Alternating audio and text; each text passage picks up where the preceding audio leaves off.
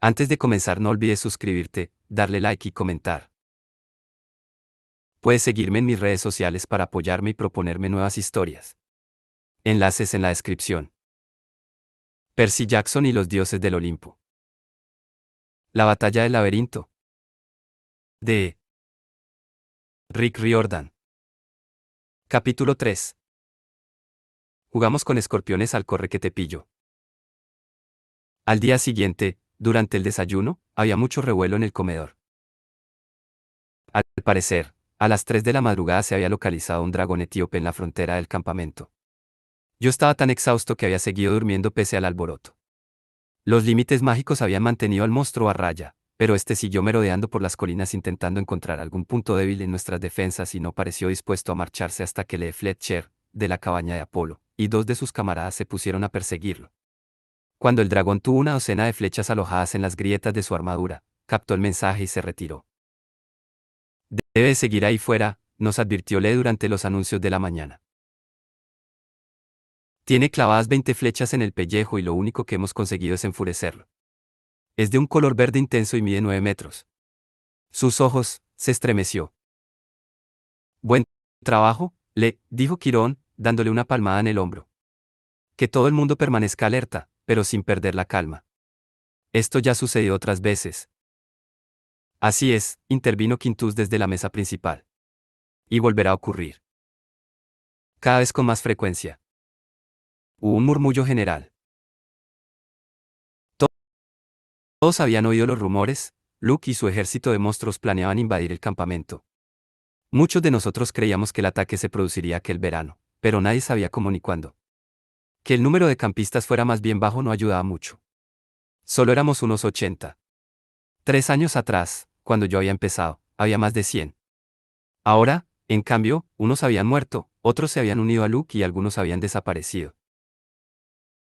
Un buen motivo para practicar nuevos ejercicios de guerra, prosiguió Quintus, con un brillo especial en los ojos. Esta noche veremos qué tal lo hacéis. Sí, convino Quirón. Bueno, ya está bien de anuncios. Vamos a bendecir la mesa y a comer. Alzó su copa. Por los dioses. Todos levantamos nuestras copas y repetimos la bendición. Tyson y yo llevamos los platos al brasero de bronce y arrojamos a las llamas una parte de nuestra comida. Esperaba que a los dioses les gustara el pudín de pasas y los cereales. Poseidón, dije, bajando la voz, échame una mano con Nico y Luke. Y con el problema de Grover. Había tanto de qué preocuparse que podría haberme pasado allí la mañana, pero volví a sentarme. Cuando todos habían empezado a comer, Quirón y Grover se acercaron a nuestra mesa. Este último tenía cara de sueño y la camisa mal remetida. Deslizó su plato sobre la mesa y se desplomó a mi lado. Tyson se removió incómodo. Voy a pulir mis ponis pez. Se alejó pesadamente, dejando su desayuno a medias. Quirón trató de sonreír. Seguramente quería resultar tranquilizador, pero con su forma de centauro se alzaba muy por encima de mí y proyectaba una sombra alargada sobre la mesa. Bueno, Percy, ¿qué tal has dormido? Perfecto.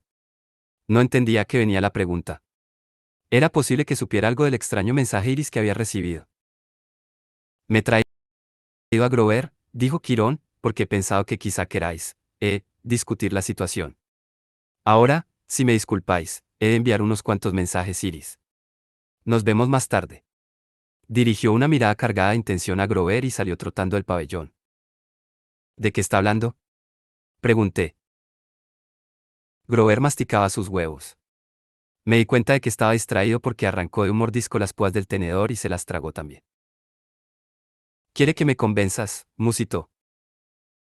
Alguien se sentó a mi lado en el banco. Annabeth. Te diré de qué estamos hablando, dijo ella. Del laberinto. No me resultaba fácil concentrarme en sus palabras, porque todos los presentes nos echaban miradas furtivas y murmuraba. Y también porque Annabeth estaba a mi lado. Quiero decir, pegada a mí. Se supone que no deberías estar aquí, señalé. Tenemos que hablar, insistió. Pero las normas. Ella sabía tan bien como yo que los campistas no podían cambiarse de mesa. En el caso de los sátiros no era así porque ellos en realidad no eran semidioses. Pero los mestizos debían sentarse con la gente de su cabaña. No sabía cuál era el castigo por cambiar de mesa. No había presenciado ningún caso. Si el señor de hubiera estado allí, habría estrangulado a Annabeth con ramas de vid mágicas o algo así. Pero no estaba. Y Quirón ya había salido del pabellón. Quintus nos miró desde lejos y arqueó una ceja, pero no dijo nada. Mirad, dijo Annabeth, Grover está metido en un buen aprieto. Solo se nos ocurre un modo de ayudarlo. El laberinto. Eso es lo que Clarice y yo hemos estado investigando. Desplacé un poco mi peso, tratando de pensar con claridad. ¿Te refieres al laberinto donde tenían encerrado al Minotauro en los viejos tiempos? Exacto.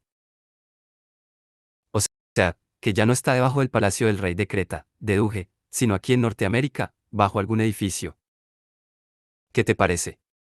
Solo había tardado unos pocos años en entender cómo iba aquello. Ahora sabía que los sitios importantes se iban desplazando por el planeta junto con la civilización occidental, de manera que el Monte Olimpo se hallaba encima del Empire State y la entrada del inframundo en Los Ángeles. Me sentía orgulloso de mí mismo. Annabeth puso los ojos en blanco. Bajo un edificio. Por favor, Percy. El laberinto es enorme. No cabría debajo de una ciudad, no digamos de un solo edificio. Recordé mi sueño sobre Nico en el río Estigio. Entonces, ¿el laberinto forma parte del inframundo? No. Annabeth frunció el ceño. Bueno, quizá haya pasadizos que bajen desde el laberinto al inframundo. No estoy segura. Pero el inframundo está muchísimo más abajo. El laberinto está inmediatamente por debajo de la superficie del mundo de los mortales, como si fuera una segunda piel. Durante miles de años ha ido creciendo, abriéndose paso bajo las ciudades occidentales y conectando todas sus galerías bajo tierra. Puedes llegar a cualquier parte a través del laberinto. Si no te pierdes, apuntó Grover entre dientes. Ni sufres una muerte horrible. Tiene que haber un modo de hacerlo, Grover, dijo Annabeth. Me daba la impresión de que ya habían mantenido la misma conversación otras veces. Clarice salió viva. Por los pelos, protestó Grover. ¿Y el otro tipo? Se volvió loco. No murió. Ah, estupendo. A Grover le temblaba el labio inferior. Eso me tranquiliza mucho. Ala. Dije. ¿Rebobinemos? ¿Qué es eso de Clarice y el tipo que se volvió loco? Annabeth miró hacia la mesa de Ares. Clarice nos observaba como si supiera exactamente de qué hablábamos, pero enseguida bajó la vista al plato.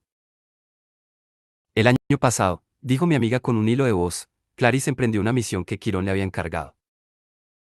Lo recuerdo, comenté. Era un secreto. Ella sintió.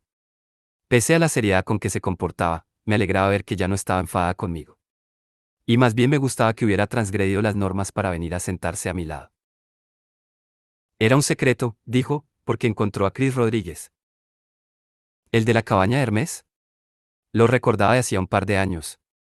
Habíamos oído su voz a hurtadillas cuando estábamos a bordo del Princesa Andrómeda, el barco de Luke. Chris era uno de los mestizos que habían abandonado el campamento para unirse al ejército del Titán. Sí, dijo Annabeth. El verano pasado apareció en Phoenix, Arizona, cerca de la casa de la madre de Clarice. ¿Cómo que apareció? Estaba vagando por el desierto, con un calor de 48 grados, equipado con una armadura griega completa y farfullando algo sobre un hilo.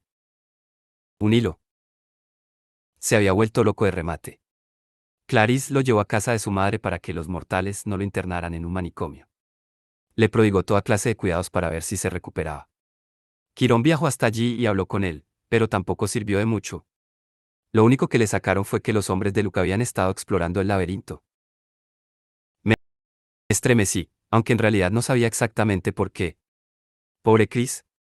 Tampoco era tan mal tipo. ¿Qué le habría ocurrido para acabar enloqueciendo? Miré a Grover, que ahora masticaba el resto de su tenedor. Vale, dije. ¿Y por qué estaban explorando el laberinto? No teníamos ni idea, respondió Annabeth. Por eso Clarice emprendió esa misión exploratoria. Quirón lo mantuvo en secreto, no quería sembrar el pánico. Y me involucró a mí porque, bueno, el laberinto siempre ha sido uno de mis temas favoritos. Como obra arquitectónica, adoptó una expresión soñadora. Dédalo, el constructor, era un genio. Pero lo más importante es que el laberinto tiene entradas por todas partes. Si Luke averiguara cómo orientarse, podría trasladar a su ejército a una velocidad increíble. Pero resulta que es un laberinto, ¿no? Lleno de trampas, asintió Grover. Callejones sin salida. Espejismos. Monstruos psicóticos devoradores de cabras. Si tuvieras el hilo de Ariadna, no, adujo Annabeth. Antiguamente ese hilo guió a Teseo y le permitió salir del laberinto. Era una especie de instrumento de navegación inventado por Dédalo. Chris Rodríguez se refería a ese hilo. O sea, que Luke está intentando encontrar el hilo de Ariadna, deduje. ¿Para qué? ¿Qué estará tramando? Annabeth movió la cabeza. No lo sé. Yo creía que quería invadir el campamento a través del laberinto, pero eso no tiene sentido. Las entradas más cercanas que encontró Clarice están en Manhattan, de modo que no le servirían para atravesar nuestras fronteras. Clarice exploró un poco por los túneles, pero resultaba demasiado peligroso. Se salvó de milagro varias veces. He estudiado toda la información que he encontrado sobre Dédalo, pero me temo que no me ha servido de mucho. No entiendo qué está planeando Luke. Pero una cosa sí sé, el laberinto podría ser la clave para resolver el problema de Grover. Parpadeé, sorprendido. ¿Crees que Pan está oculto bajo tierra? Eso explicaría por qué ha resultado imposible encontrarlo. Grover se estremeció. Los sátiros no soportan los subterráneos. Ningún buscador se atrevería a bajar a ese sitio. Sin flores. Sin sol. Sin cafeterías. El laberinto, prosiguió Annabeth, puede conducirte prácticamente a cualquier parte. Te lee el pensamiento. Fue concebido para despistarte, para engañarte y acabar contigo. Pero si consiguieras que el laberinto trabajase a tu favor, te llevaría hasta el dios salvaje, concluí. No puedo hacerlo. Grover se agarró el estómago. Solo de pensarlo me entran ganas de vomitar la cubertería. Quizás sea tu última oportunidad, Grover, advirtió nuestra amiga. El consejo no hablaba en broma. Una semana más o tendrás que aprender zapateado. Quintus, en la mesa principal, tosió en señal de advertencia. Me dio la impresión de que no quería armar un escándalo, pero Annabeth estaba tensando demasiado la cuerda al permanecer tanto rato en mi mesa. Luego hablamos, dijo. Me dio un apretón más fuerte de la cuenta en el brazo. Convéncelo, vale. Regresó a la mesa de Atenea sin hacer caso de todas las miradas fijas en ella. Grover se tapó la cara con las manos. No puedo hacerlo, Percy. Mi permiso de buscador. Pan. Voy a perderlo todo. Tendré que poner un teatro de marionetas. No digas eso. Ya se nos ocurrirá algo. Me miró con ojos llorosos. Percy, eres mi mejor amigo. Tú me has visto en un subterráneo. En la caverna del Cíclope. ¿De verdad crees que podría? Le falló la voz. Recordé nuestra aventura en el mar de los monstruos, cuando quedó atrapado en la caverna del Cíclope. A él nunca le habían gustado los subterráneos, eso para empezar. Pero ahora los odiaba. Los cíclopes, además, le daban repelús, incluido Tyson. A mí no podía ocultármelo aunque lo intentara. Porque Grover y yo percibíamos mutuamente nuestras emociones debido a la conexión por empatía que él había establecido entre los dos. Yo sabía cómo se sentía. El grandullón de Tyson le daba pánico. Tengo que irme, dijo apesadumbrado. Enero me espera. Es una suerte que encuentre atractivos a los cobardes. En cuanto se hubo marchado, eché una mirada a Quintus. Él asintió gravemente, como si compartiéramos un oscuro secreto. Luego continuó cortando su salchicha con una daga. Por la tarde, fui al establo de los Pegasos a visitar a mi amigo Blackjack. Jefe. Se puso a dar brincos y agitar sus alas negras. Me ha traído terrones de azúcar. Sabes que no te convienen, Blackjack. Ya, bueno. O sea, que me ha traído unos cuantos, ¿no? Sonreí y le puse un puñado en la boca. Teníamos una vieja amistad. Yo había contribuido a rescatarlo del crucero diabólico de Luke unos años atrás y, desde entonces, él se empeñaba en pagármelo haciéndome favores. ¿Tenemos alguna búsqueda a la vista? Me preguntó. Estoy listo para volar, jefe. Le acaricié el morro. No estoy seguro, amigo. La gente no para de hablar del laberinto subterráneo. Blackjack relinchó, nervioso. Nanay. No será este caballo quien vaya. Usted, jefe, no estará tan loco como para meterse en un laberinto, ¿verdad? O acabará en una fábrica de salchichas.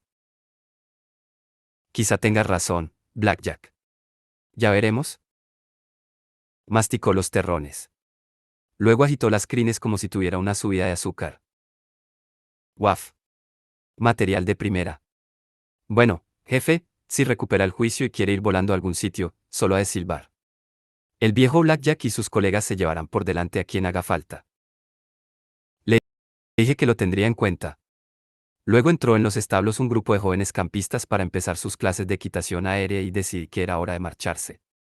Tenía el presentimiento de que no vería a Blackjack en mucho tiempo. Aquella noche, después de cenar, Quintus indicó que nos pusiéramos toda la armadura, como si fuéramos a jugar a capturar la bandera, aunque el estado de ánimo general era más bien sombrío. Los cajones de madera habían desaparecido de la arena en algún momento del día y yo tenía la impresión de que su contenido, fuese lo que fuese, estaba en el bosque. Muy bien, dijo Quintus en la mesa principal, al tiempo que se ponía en pie. Situados alrededor. Iba todo cubierto de bronce y cuero negro. A la luz de las antorchas, su pelo gris le confería un aspecto fantasmal. La señorita O'Leary saltaba a su lado y daba buena cuenta de las horas de la cena. Os repartiréis en grupos de 2, anunció Quintus. Y cuando todos empezaban a hablar y escoger a sus amigos, gritó, grupos que ya han sido elegidos. Protestó todo el mundo. Vuestro objetivo es sencillo, encontrar los laureles de oro sin perecer en el intento. La corona está envuelta en un paquete de seda, atado a la espalda de uno de los monstruos. Hay 6 monstruos. Cada uno lleva un paquete de seda, pero solo uno contiene los laureles. Debéis encontrar la corona de oro antes que nadie. Y naturalmente, habréis de matar al monstruo para conseguirla. Y salir vivos. Todo el mundo empezó a murmurar con excitación. La tarea parecía bastante sencilla. ¡Qué caramba! Ya habíamos matado a muchos monstruos. ¿Para eso nos entrenábamos? Ahora anunciaré quiénes serán vuestros compañeros, prosiguió Quintus. No se aceptarán cambios, permutas ni quejas. Arrif. La señorita O'Leary había hundido todo el morro en un plato de pizza. Quintus sacó un rollo de papiro y empezó a recitar nombres. A Beckendorf le tocó con Silena Beauregard, cosa que pareció dejarlo más que contento. Los hermanos Stoll, Travis y Connor, iban juntos. Ninguna sorpresa, siempre lo hacían todo unidos. A Clarice le tocó con Lee Fletcher, de la cabaña de Apolo, la refriega brutal y el combate táctico combinados, formarían un equipo difícil de superar. Quintus continuó leyendo la lista hasta que dijo, Percy Jackson y Annabeth Chase. Fantástico, dije, sonriendo a Annabeth. Tienes la armadura torcida, fue su único comentario, y se puso a arreglarme las correas. Grover Underwood, dijo Quintus, con Tyson. Grover dio tal brinco que poco le faltó para salirse de su pelaje y quedarse en cueros. ¿Qué? Pero. No, no, gimió Tyson. Ha de ser un error. El niño cabra. Sin quejas. Ordenó Quintus. Ve con tu compañero. Tienes 2 minutos para prepararte. Tyson y Grover me miraron a la vez con aire de súplica. Les hice un gesto para animarlos y les indiqué que se pusieran juntos. Tyson estornudó. Grover empezó a mordisquear nerviosamente su porra de madera. Les irá bien, ya lo verás, dijo Annabeth. Será mejor que nos preocupemos de nosotros mismos. A ver cómo no las arreglamos para salir vivos. Aún había luz cuando nos internamos en el bosque, pero con las sombras de los árboles casi parecía medianoche. Hacía frío, además, aunque estuviéramos en verano. Annabeth y yo encontramos huellas casi de inmediato, marcas muy seguidas hechas por una criatura con un montón de patas. Seguimos su pista. Saltamos un arroyo y vimos cerca un restallido de ramas. Nos agazapamos detrás de una roca, pero solo eran los hermanos Stoll, que avanzaban por el bosque dando traspiés y soltando maldiciones. Su padre sería el dios de los ladrones, pero ellos eran tan sigilosos como un búfalo de agua. Cuando los Stoll pasaron de largo, nos adentramos en las profundidades de los bosques del oeste, donde se ocultaban los monstruos más salvajes. Nos habíamos asomado a un saliente desde el que se dominaba una zona pantanosa cuando Annabeth se puso tensa. Aquí es donde dejamos de buscar. Me costó un segundo entender a qué se refería. Había sido allí donde nos habíamos dado por vencidos el invierno anterior, cuando salimos en busca de Nico y Angelo. Grover, Annabeth y yo nos habíamos detenido en aquella roca, y entonces los convencí para que no le contaran a Chiron la verdad, o sea, que Nico era hijo de Hades. En aquel momento me pareció lo correcto. Quería preservar su identidad, ser yo quien lo encontrara y arreglase las cosas en compensación por lo que le había sucedido a su hermana. En ese momento, 6 meses más tarde, la realidad era que no había avanzado ni un paso en su búsqueda. Sentí un regusto amargo en la boca. Anoche lo vi, dije. Annabeth arqueó las cejas. ¿Qué quieres decir? Le conté lo del mensaje Iris. Cuando concluí, mi amiga se quedó mirando el bosque sumido en sombras. ¿Está convocando a los muertos? Me da muy mala espina. El fantasma lo orientaba en la peor dirección, añadí. Le aconsejaba que se vengara. Ya. Los espíritus nunca son buenos consejeros. Tienen sus propios intereses. Viejos rencores.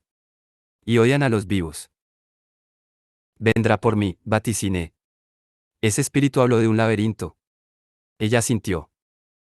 Está bien claro. Tenemos que encontrar el secreto del laberinto. Tal vez, dije, incómodo. Pero, ¿quién me envió ese mensaje, Iris? Si Nico no sabía que yo estaba allí. En el bosque se oyó el chasquido de una rama y un rumor de hojas secas. Algo enorme avanzaba entre los árboles, justo delante del saliente rocoso. Ese ruido no lo han hecho los Stoll, susurró Annabeth. Ambos sacamos nuestra espada. Llegamos al puño de Zeus, un montón de rocas descomunal en mitad de los bosques del oeste. Era un punto de referencia donde se reunían con frecuencia los campistas durante las expediciones de caza, pero en ese momento no había nadie. Allá, susurró Annabeth. No. Detrás de nosotros. Era muy raro. El rumor de pisadas parecía proceder de varios puntos. Estábamos rodeando el montón de rocas con las espadas enarboladas, cuando alguien dijo a nuestras espaldas. Hola. Nos volvimos precipitadamente y vimos a Neuro, la ninfa de los bosques, que soltó un chillido. Bajad las espadas. Protestó. A las dríadas no nos gustan las hojas afiladas, ¿vale? Enebro, suspiró Annabeth.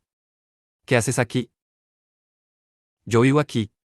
Baje la espada. ¿En las rocas? Señaló el borde del claro. En el enebro. ¿Dónde iba a ser, si no? Era lógico. Me sentí como un estúpido. Había vivido años rodeado de dríadas, pero nunca hablaba con ellas. Sabía, eso sí, que no podían alejarse demasiado de su árbol, que era su fuente de vida. Pero no mucho más. ¿Estáis ocupados? Preguntó. Bueno, dije, estamos en medio de un juego con un puñado de monstruos, tratando de salir vivos. No, no estamos ocupados, dijo Annabeth. ¿Qué pasa, Enebro? Ella gimió y se secó los ojos con su manga de seda. Es Grover. Parece muy trastornado. Se ha pasado un año fuera buscando a Pan. Y cuando vuelve, las cosas aún van peor. Al principio pensé que quizá estaba saliendo con otro árbol. No, dijo Annabeth, mientras Enebro empezaba a llorar. Estoy segura de que no es eso. Una vez se enamoró de un arbusto de arándano, musitó ella con tristeza. Enebro, Grover ni siquiera miraría otro árbol. Está muy alterado por lo de su permiso de búsqueda, nada más. No puede meterse bajo tierra. Protestó. No podéis permitírselo. Annabeth parecía incómoda. Quizás sea la única forma de ayudarle. Si supiéramos por dónde empezar. Ah, repuso Enebro, enjugándose una lágrima verde de la mejilla. Y es por eso. Del bosque nos llegó un crujido de hojas y la dríada gritó. Escondeos. Antes de que pudiera preguntarle por qué, ella hizo puff. Y se desvaneció en una niebla verde. Cuando Annabeth y yo nos dimos la vuelta vimos salir entre los árboles a un ser de color ámbar reluciente, de 3 metros de longitud, con pinzas dentadas, una cola acorazada y un aguijón tan largo como mi espada. Un escorpión. Llevaba atado a la espalda un paquete de seda roja. Uno lo distrae, dijo Annabeth, mientras la cosa se nos acercaba traqueteando. El otro se pone detrás y le corta la cola. Yo lo distraigo, repliqué. Tú ponte la gorra de invisibilidad. Asintió. Habíamos combatido juntos tantas veces que ya conocíamos nuestros recursos. Parecía tarea fácil. Hasta que surgieron otros 2 escorpiones entre la maleza. 3. Dijo Annabeth. No es posible. ¿Tienen el bosque entero y la mitad viene por nosotros? Tragué saliva. Con uno podríamos. Con 2 también, con un poco de suerte. Pero. Con 3. Muy dudoso. Los escorpiones arremetieron contra nosotros, agitando su cola erizada de púas y decididos a matarnos. Annabeth y yo pegamos la espalda a la roca más cercana. Escalamos. Sugerí. No hay tiempo. Tenía razón. Los escorpiones nos rodeaban ya. Los teníamos tan cerca que veía sus espantosas bocas echando espumarajos ante el jugoso banquete que les esperaba. Cuidado. Annabeth desvió un aguijón, golpeándolo con el plano de la espada. Yo lancé una estocada con contracorriente, el escorpión retrocedió y se puso fuera de mi alcance. Trepamos de lado por las rocas, aunque los escorpiones nos seguían. Asesté un mandoble a otro, pero cualquier maniobra de ataque implicaba un gran peligro. Si intentabas herirlos en el cuerpo, te descargaban desde arriba el aguijón de la cola. Si por el contrario pretendías darles un tajo en la cola, trataban de agarrarte con sus pinzas desde ambos lados. Nuestra única opción era defendernos, pero no lograríamos aguantar mucho tiempo. Di otro paso de lado y de repente descubrí que no había nada detrás. Era una grieta entre 2 rocas enormes. Seguramente había pasado por allí 1.000.000 de veces sin fijarme. Aquí, dije. Annabeth lanzó una estocada y luego me miró como si me hubiese vuelto loco. Ahí. Es demasiado estrecho. Yo te cubro. Venga. Se agazapó a mi espalda y empezó a apretujarse entre las 2 rocas. Entonces soltó un grito y se agarró de las correas de mi armadura. Noté que me arrastraba y caí en un pozo que, habría jurado, no estaba allí un momento antes. Desde abajo, vi los escorpiones, el cielo cárdeno y las sombras de los árboles. Luego el agujero se cerró como el obturador de una cámara y nos quedamos a oscuras. Solo se oía el eco de nuestra respiración agitada. La roca estaba húmeda y fría. Me había quedado sentado en un suelo lleno de huecos que parecía hecho de ladrillo. Alcé a contracorriente. El leve resplandor de su hoja iluminó el rostro asustado de Annabeth y las paredes cubiertas de musgo. ¿Dónde estamos? Dijo Annabeth. ¿A salvo de los escorpiones, al menos? Procuré aparentar serenidad, pese a que estaba muerto de miedo. Aquella grieta no podía ser la entrada de una cueva. Si hubiera habido una cueva allí, lo habría sabido, de eso estaba seguro. Era como si la tierra se hubiese abierto y nos hubiera tragado. En ese momento solo podía pensar en la fisura del pabellón del comedor por donde habían desaparecido los esqueletos el verano anterior. Me preguntaba si nos habría ocurrido lo mismo a nosotros. Levanté la espada para iluminar mejor. Es una caverna muy grande, murmuré. Annabeth se aferró de mi brazo. No es una cueva. Es un pasadizo. Tenía razón. Sentí que la oscuridad frente a nosotros estaba vacía. Me llegaba una brisa caliente, como en los túneles del metro, solo que aquella parecía más rancia, más antigua, quizá más peligrosa. Empecé a avanzar, pero ella me detuvo. No des ni un paso, me advirtió. Hemos de encontrar la salida. Ahora parecía asustada de verdad. Está bien, le prometí. Es solo. Levanté la vista y comprobé que no podía ver desde donde habíamos caído. El techo era de piedra maciza y el pasadizo parecía extenderse interminablemente en ambas direcciones. La mano de Annabeth se deslizó en la mía. En otras circunstancias me habría resultado embarazoso, pero allí, en medio de la oscuridad, me reconfortaba tener la seguridad de que estaba a mi lado. Era lo único de lo que estaba seguro. 2 pasos hacia atrás, me indicó. Retrocedimos lentamente, como si estuviéramos en un campo de minas. Vale, dijo. Déjame examinar las paredes. ¿Para qué? La marca de Dédalo, respondió, como si eso tuviera algún sentido. Ah, bueno. ¿Qué clase de...? La tengo, exclamó aliviada. Colocó la mano en la pared y apretó una delgada fisura, que empezó a emitir un resplandor azul. Surgió un símbolo griego, la letra delta. El techo se deslizó sobre nuestras cabezas y volvimos a ver el cielo cubierto de estrellas, aunque más oscuro que antes. Aparecieron a un lado unos peldaños de metal que subían y oímos voces que nos llamaban a gritos. Percy. Annabeth. La voz de Tyson era la que sonaba con más fuerza, aunque se oían muchas otras. Miré nervioso a Annabeth y empezamos a subir. Tras rodear las rocas nos tropezamos con Clarice y un montón de campistas que portaban antorchas. ¿Dónde os habíais metidos? Preguntó esta. Hace una burrada de tiempo que os estamos buscando.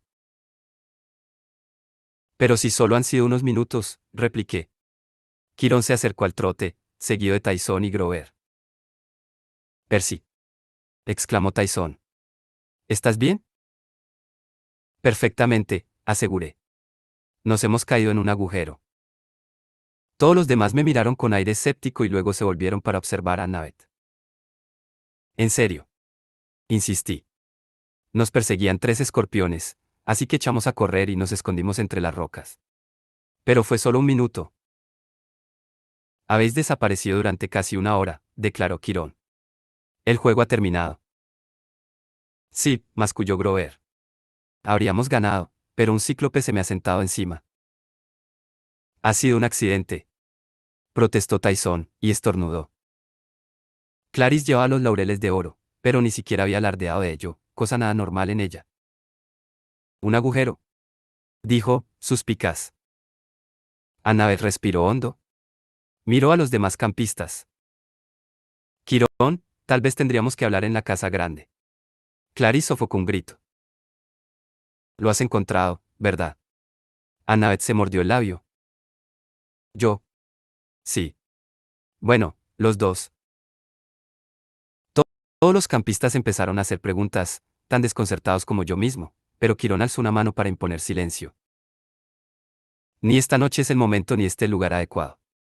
Observó las rocas, como si acabara de descubrir lo peligrosas que eran. Regresad a las cabañas.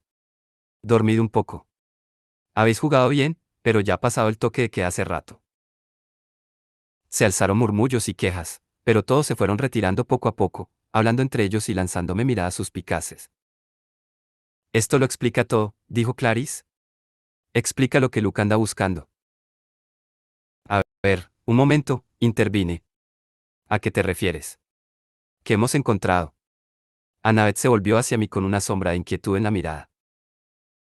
Una entrada al laberinto. Una posible vía de invasión en el corazón mismo del campamento.